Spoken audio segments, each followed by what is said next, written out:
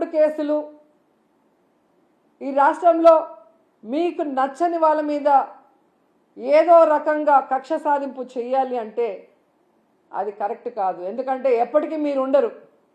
రాబోయే కాలంలో జగన్మోహన్ రెడ్డి గారు ఖచ్చితంగా ముఖ్యమంత్రి అవుతారు. ఎందుకంటే ఇప్పటికే ప్రజలు మీకు ఓటేసిన దానివల్ల వేసిన వాళ్ళు బాధపడుతున్నారు.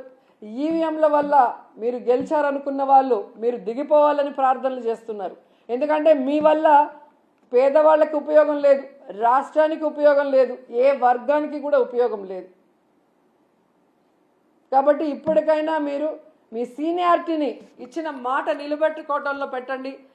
ఈ రాష్ట్రంలో పుట్టినందుకు 4 సార్లు ముఖ్యమంత్రిని మిమ్మల్ని చేసినందుకు ఈ రాష్ట్ర ప్రజలకు ఇచ్చిన వాగ్దానాలు నెరవేరుస్తూ ఈ రాష్ట్ర ప్రతిష్టని పెంచే విధంగా ముందుకు వెళ్ళండి.